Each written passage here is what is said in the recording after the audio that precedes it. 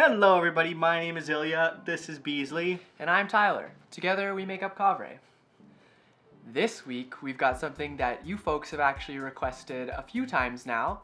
We're going to show you our top 5 strictly 2-player board games. Man, that's a mouthful. We have a decent amount of 2-player games, but these are the ones that really stood out to us. Although we haven't played every single 2-player game out there, we're certainly up to the challenge. So if there's any others that we are not on this list that you think we should include, jot them down below and we'll talk about them later. So since the pandemic, we kind of dove a little bit more into 2-player games, and we've been able to put together this list because of that. Okay, well let's dive right on in. In no particular order, let's start off with our first one. Patchwork! This one is really fun. Sure Obviously. It's a tile placement game for 2 players. It's published by Lookout Games and designed by Uwe Rosenberg. Who's definitely one of our favorites. Yes, yeah. So in this game, you're working towards placing your tiles onto your quilt and collecting the most buttons. You want to be the person at the end of the game that has the most buttons, but the interesting thing is you have to have this balance of give and take by spending buttons to get more tiles, to get more buttons. It kind of ramps up throughout the whole game, which is really fun because initially you'll start off with just a few buttons trying to use them to purchase new tiles, but as you continue, you'll earn more buttons and get more tiles and see your board fill up. And the challenge is really to fill that whole quilt up. And I know I've come one piece away from filling it. I filled it before, actually. Yeah. Not in the same game. But the interesting thing is it does get extremely difficult at the end because you have all these weird shapes that you have to try and place into your board, and you can't go off of the board. So you'll actually have instances where you're forced to not take a piece because it just doesn't fit on your board. So you just get more buttons. But I think the reason we really enjoyed it is it's a really easy game to pull out at any time of the day. You can have it with a cup of coffee, with a cup of tea, or as a filler game in the evening, and really test your spatial mind magic over there. And this game is not turn-based, so you'll be taking your turns based on how far you are in the track. If you're the person that's closest or farthest from the end of the track, you go first. So you can actually end up picking even 3 tiles, like in one turn. And this is a mechanic that was used in Uwe's new game, Nova Luna. Yes. So you should check that out as well. Yeah. Awesome. Well, let's move on to our next one. So for our second game, we have Fox in the Forest. Yeah. So both these games are published by Renegade Games and designed by Joshua Burgell. We thought we'd talk about both of them together because they're very similar, they have similar mechanics, but this one is competitive and this one's cooperative. The main mechanic of both of these games is trick taking. So you play cards and the higher card typically wins the trick and you get to collect that set of cards. So in this game, it's played over numerous rounds until someone has 21 points. And the way each round is scored is each player gets 13 cards because there's only 2. And you'll take turns playing cards, and the individual who wins either 0 to 3 or 7 to 9 gets 6 points. So you want to aim for those categories because if you get 10 and over, you get no points. But if you get somewhere in between of those, you get a smaller amount of points. But the reason I really enjoy this one is because you really, with what you've got to decide if you really want to commit to trying to get more tricks or not collect any at all and keep giving it to your opponent. Because if you collect only 1 or 2 and they collect the rest of them, you get 6 points and they get 0. It's like this one's like a mind game to me because you play a lot of trick games with the intention of winning. But with this one, you have to kind of decide, do I win early, do I win late? And if I am going to do that, how do I make sure I get the right amount of tricks? And not only that, there's cards with various abilities in them as well. So some allow you to basically win or trade cards or switch cards. So there's a lot of really interesting mechanics that really make the game really replayable and quite fun. This one, on the other hand, is cooperative. And here you're in the forest using the same mechanic of trick taking to collect gems throughout the field. So you have a little board with a little tracker, and basically based on the tricks that you play, you'll get to move this little tracker. And if it lands in a space that has a gem adjacent to it, you take that gem. And your goal is to collect all the gems before all the 3 rounds are over. Yeah, that one's a lot of fun too, because you have to like plan who's going to win the trick. Because depending on who wins the trick is the way that you move. Exactly. So this one is more for hurting feelings a little bit, being a little bit just, I'm gonna take all your points. And then this one you play after, be like, no, it's okay, we're still friends. Exactly. So, well, there you go, Fox in the Forest. So, on to our third one, to continue our 2-player fantasy. 2-player fantasy. This one is Seven Wonders Duel. This game is published by Repos Production, and it's designed by Antonio Baza and Bruno Cathala. I really like this game. It's fun. It's fun. Yeah. So basically in this game, you're taking on the role of a civilization, and it's a set collection game where you're trying to win by either science, military, or having the best civilization. It's divided into 3 separate rounds where you'll set up this pyramid type card set, and you'll take turns taking cards based on what resources you have available to yourself.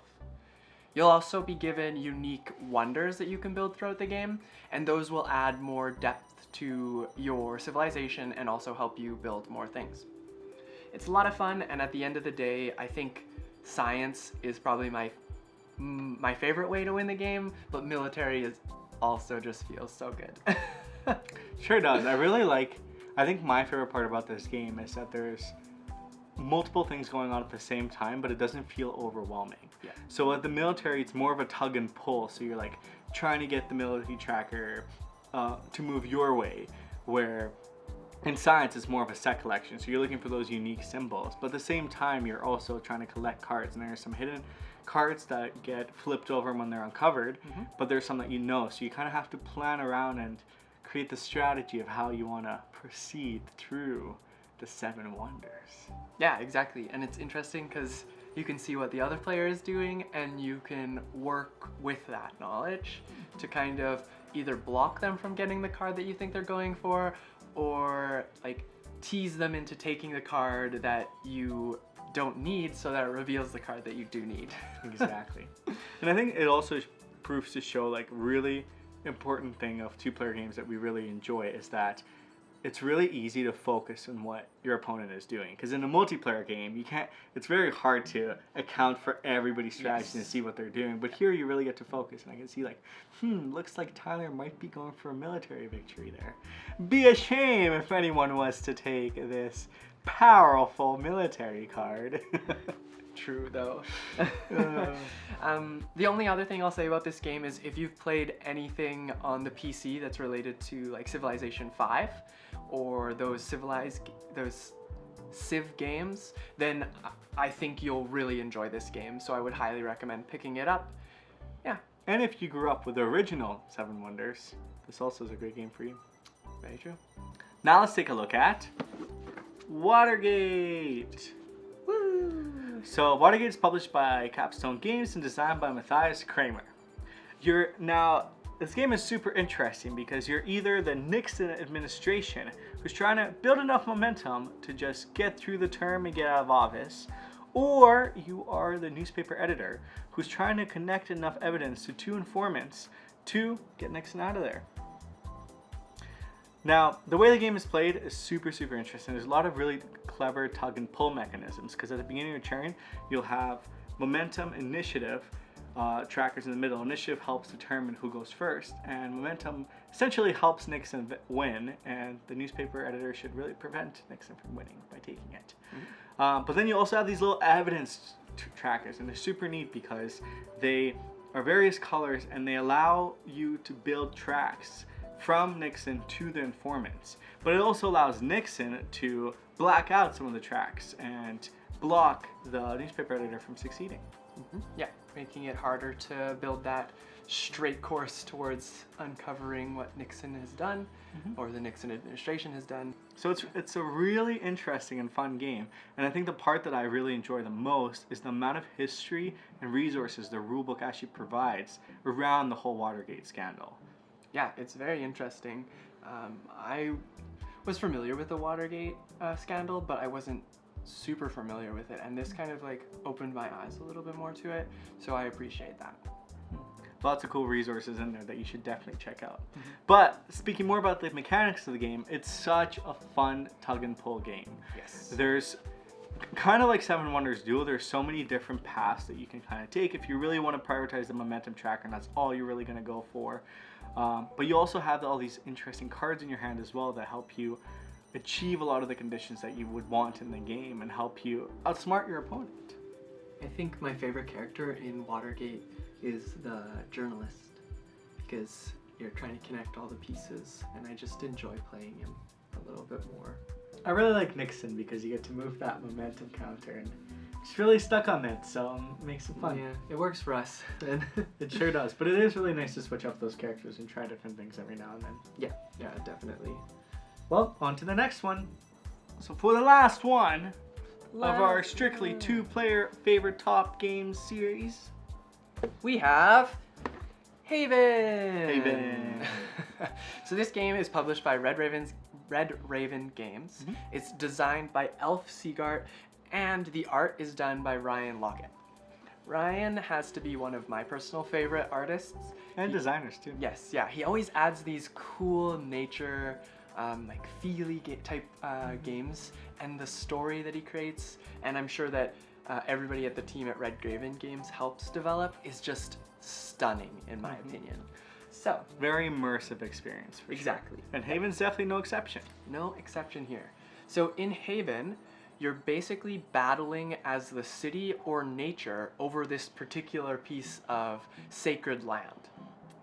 Now, the sacred land is controlled by elements, or has elements within it, that you have to kind of befriend to really take control of certain spaces. So in this area control type game, you'll be playing what they call seekers, which is essentially your warriors to combat in these areas, and you'll fight to win favor of the elements. And whoever ends up winning the favor of the most elements and controlling the most areas ends up winning the game. Yeah, it's super neat because it's a bit of mixture of hidden information and area control. Because where these elemental spirits are is where you'll bid, but you'll bid in secret. And once you reach a certain threshold, that's when the reveal happens, and then the contention and the battle happens. And the art in these different seekers is super cool. You have all sorts of predators, like the boar, the warthog, and then a lot of machinery as well for the city. So it's really interesting to have that aspect, and I really like the thematic integration of this game. Yeah, and it's neat too because you have to, like, there's a give and take even on the cards, where you're combating for the elements' favor, or you're combating for controlling the area, or both. So it's very interesting to see that all come together, especially when you're playing those cards in secrets and you find out what somebody's playing on the other side. I love the secret bidding type games, just because, and in this game in particular, there's a lot of cards that actually have 0 as well. Yes. So it's really interesting because you'll put 0 down, and you keep putting cards down, and it kind of almost trick your opponent into thinking that you're gonna get and win this one. So I really particularly like that. Yeah. The other piece that I really enjoy about this game is there are ways to get trap cards. So basically you'll play them down and you're like, ha! You've activated my trap card, and it'll add this little twist to the game. But essentially, that's what Haven is, and we both thoroughly enjoy this game. Very cool game. That's why it made it onto this list. Woo! So yeah, check Haven out. And that is it! Woo! So that has been our top 5 two-player games for now. For now, yes. For now. Yeah, our collection for two-player games, specifically because of the pandemic, has definitely been growing. And we'll say it again, but if you have any of your favorite two-player games that we missed or that you think we should check out, please leave a comment below, let us know, and we'll be sure to check them out. And if you like this video, give us a thumbs up. Feel free to subscribe down below and hit that little bell notification. That helps us quite a lot, and we appreciate it immensely. Beyond that, I hope you have a wonderful rest of your day. Exactly. We will see you in the next one. Bye. Bye.